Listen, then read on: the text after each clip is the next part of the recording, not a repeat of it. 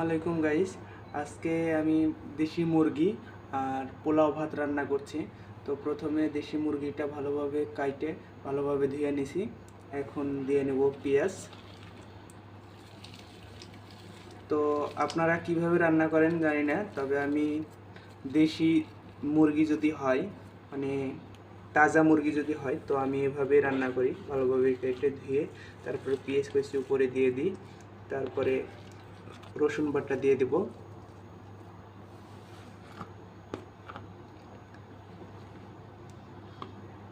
তারপরে আদা বাটা দিয়ে দেব। তারপরে জিরা বাটা দিয়ে দেব। এখন মরিচ বাটা দিয়ে দেব।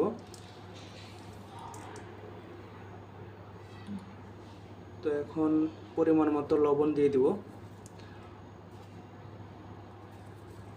লবণটা অল্প দেওয়াই উচিত, কারণ লাগলে পরে আবার দেওয়া যাবে। ওকে,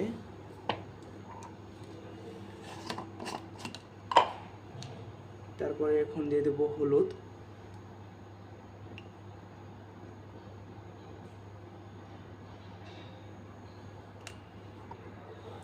তারপরে দিয়ে দেবো কাঁচা একটা টমেটো।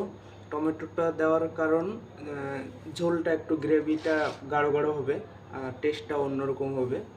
তো এখন দিয়ে নেব তেল। তেলটা কেউ বেশি খায় কেউ কম খায়, তো আপনারা যেরকম খান সেরকমভাবে দিন, কারণ আমরা গোস্তর ভিতরে পানি দিই না, শুধু তেল দিয়েই কষায় আনি। তো এরপরে ভালোভাবে গোস্তটা মাখা নিতে হবে, যাতে মনে রাখবেন মশলা যাতে সব গায়ে গায়ে লেগে 5 মিনিট অপেক্ষা করবেন। 5 মিনিট পরে চুলার উপরে দিয়ে হালকা মিটি মিটি জালে 5 মিনিট রেখে দেবেন উপরে ঢাকনা দিয়ে। তারপরে দেখবেন আপনার গোস্ত সেই সুগন্ধিত ভরপুর হয়ে গেছে। তো এখন প্রায় আমার মাখানা শেষ, আমি 5 মিনিট রেখে দেব। তো এই ফাঁকে বন্ধুরা চলেন পোলাও রান্না করব। তো চালটা আমরা রেডি করে নিই। তো এখন চুলার উপরে বসা দিয়েছি। এখন হালকা মিটি মিটি জাল দিয়ে 5 মিনিট রেখে দেবো এইভাবে। তারপরে আপনাদেরকে দেখাবো কেমন হয়েছে। তো পোলাও রান্না করার জন্য আজকে দিয়ে দিছি কড়াই। এখন কড়াই গরম হয়ে গেলে দিয়ে দেবো তেল।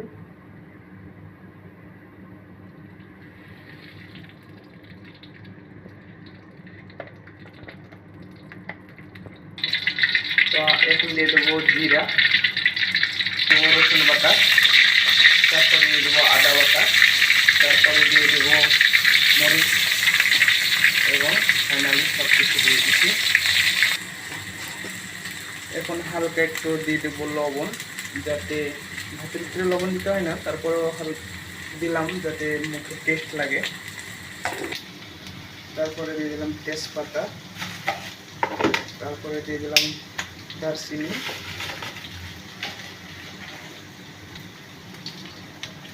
এলাচ, সবাই বলে গোটা ফল, আমরা বলি এলাচ। এখন দিয়ে দিলাম লং, সবাই বলে লবঙ্গ, লং। তো এখন চাল দিয়ে দেব।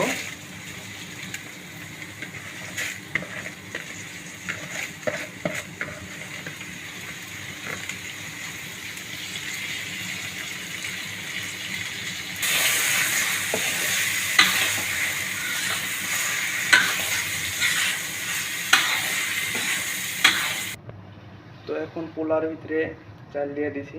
এখন ঢেকে দেব, প্রায় 20 মিনিট মতো রাখবো, তারপরে পোলাটা রেডি হয়ে যাবে। তো 5 মিনিট পর গোস্ত দেখছি ভালো একটা কালার চলে আসছে। তো ভালোভাবে কষায় যদি সে চায় হালকা একটু। ফাইনালি গাইস দেখতে পাচ্ছেন আমার দেশি মুরগিটা রান্না হয়ে গেছে। দেখে তো মনে হচ্ছে সেই টেস্ট হবে, এখনও টেস্ট করিনি। তো আপনারা কিভাবে রান্না করেন অবশ্যই জানাবেন। সাথে রান্না করেছি পোলাও চুলার উপরেই।